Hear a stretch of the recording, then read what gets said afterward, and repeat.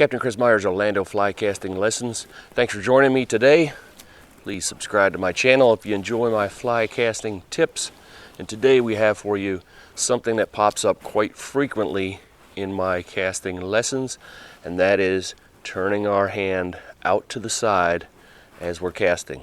So let's see what that looks like and what it does to your casting loop. You've probably heard over and over that the rod tip needs to travel in a straight line as we go back and forth. We always have our straight line checker.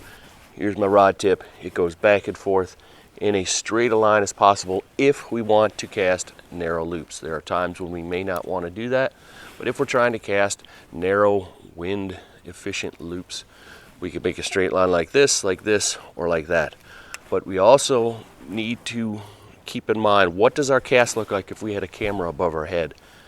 And would that camera see that rod tip staying on this rod, or was it coming around here? So now I'm not making a rainbow cast overhead, but if I'm coming out to the side, and it only needs to be a little bit, my cast is going to follow that path. So if you don't seem to be getting those candy cane shaped loops, especially in the back, this is almost always where I see this occur, is on the back cast. And if you're not looking at your back cast, you may not even have noticed this happen. So I highly recommend, when you're practicing or trying to improve, you're looking at your back cast. But on our normal cast, we want to maintain that same hand position all the way through. Now, I see lots of different styles, and it doesn't matter whether our hand is facing like this the whole time, like this the whole time, like this the whole time. What matters is, as we go back and forth through that stroke, as it stays in that position and it doesn't rotate from here to here. I'm going to recommend that you try to keep the cork in between your thumb and where you're casting. So when I pick this up off the water to start, my thumb is on top. As I lift up, my thumb is still on top. I can see my fingernails. When I look at my hand, I'm seeing fingernails and not my complete thumbnail. If I twist my hand as I come up, around, now I'm looking at thumbnail, and at the back of the cast, very often you'll only see your thumbnail, not your fingernails. Maybe you see all your thumbnail, just part of your fingernails. What we want to be looking at is all our fingernails and just a tiny sliver of thumbnail. If we're casting in that manner, our casts, so my normal overhand cast right now is coming right over the top of my rod. It's staying in the same place my rod is. So it's not coming anywhere near the camera. When I start flipping this out to the side, now my line is way, along with my fly, is way over there on the other side of the camera. And as I look at this, it swings out and around, comes straight, and then most people usually come over the top. So you swing it out to the side, come over the top. Repeated time after time of that, a lot of instances you're going to find your fly line is all twisted up, the stuff you have stripped off, and then when you want to shoot it, it doesn't go anywhere.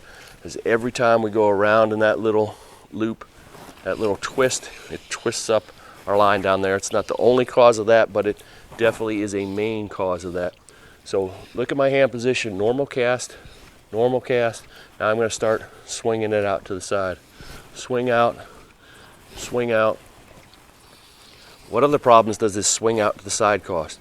If it's dead calm, a lot of times you can get away with it. Other than it twisting up your line, you can probably teach yourself to cast in that manner.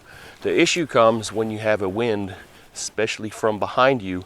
Instead of that line going straight into the wind, straight away from us, straight out in front of us, straight into the wind, straight out, the line swings out, and when it gets in this position, there's a whole bunch of wind pushing on the entire length of fly line, and very rarely does it ever get back here to get straight.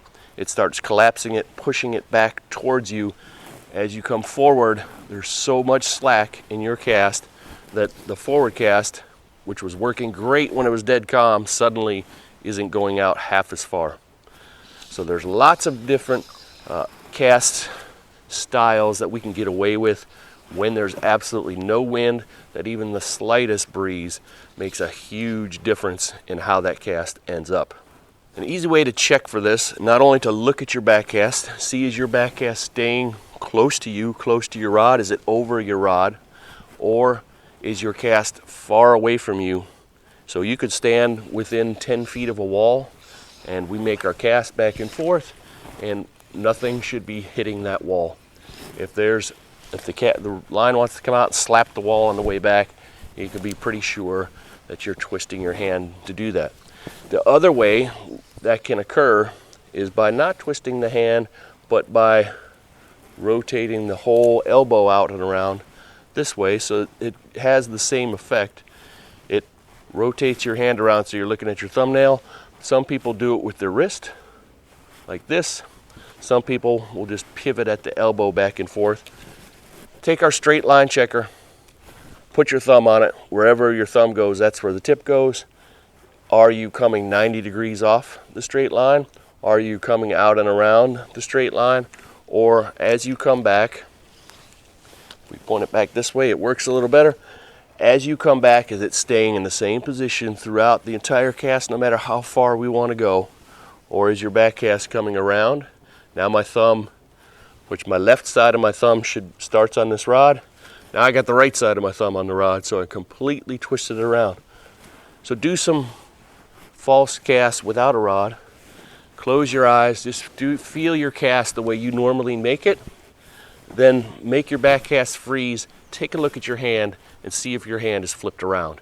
If your hand's flipped around, you're going to need to retrain the muscle memories that you have created. So doing this over and over very slowly at first, keeping that hand in exactly the same position, is going to be the easiest and most effective way for you to create new muscle memory pathways and break that bad casting habit. I want you to watch the rod tip from this perspective. And you can see how twisting my hand really affects not only the position of the rod, but the direction it's traveling at the end of the cast. My normal cast comes up, up, up, back, forth, back, forth. As I twist my hand, instead of my rod being here, I'm going to twist my hand so I'm looking at my thumb. Look how that's affecting the position of the rod and the direction it's traveling. As it stops, it's traveling on the other side of me, which makes the line want to go on the other side of me. Instead of my line going straight into the air, straight into the wind, if it's coming out and around, the wind's collapsing it back towards me, never gets straight, affects my forward cast. So as I make those casts, you can see how that rod tip is coming back over towards my left shoulder instead of the rod tip going straight away from me. Another way you can check and see if you're twisting your hand on your cast and it's having an effect on your back cast is to simply let one of your back casts go. So in our normal cast, we come up over the top, we let that go. Our back cast should be laid out in a straight line 180 degrees from where we cast in the forward. Make that same cast, but now with a twist of my wrist, my back cast, instead of being over here, is now all the way laid out to my right, and it's barely 15 feet behind me. So even though we have 30 feet of line plus a leader, instead of that laying out straight like this cast did, now it's all completely straightened out. My fly is over 30 feet away from me. Farther than that with my rod, I got 30 feet at the tip, a leader and my rod. So it's over 40 feet away in a straight line. Make that same cast with a twist of my wrist. Now my fly is barely 12, 13 feet behind me, but it's way out to my side, 30 feet. The problem is, as I come forward, and this is exactly what's happening to our cast in the air. If we let it lay out on the ground, that shows you what your cast is if you tried to let it straighten out before you change directions. Well, if my cast is way over here on this side of me, as I come back forward, good chance I can hit myself in the head with that cast, but it's definitely not very aerodynamic or efficient. So try letting your cast lay out on the ground and see if it lays out at a straight line for you. So quite often when we're fly casting, we teach ourselves multiple bad habits, not just one. But this is one thing that I see pop up quite frequently. So if your cast isn't working like you think it should, check it out and see if this is happening to you. If you correct that and it still doesn't work, I got a big playlist of all different kinds of casting mistakes that occur over and over with the people I work with. If you're going to be in the Orlando area, you can come and see me for a one-on-one fly casting lesson. You can also send me your video for fly casting analysis to give you a full detailed report on any issues that I see with your cast. And lastly, if you're going to be in the Central Florida area, you can also come and see me for a fishing charter.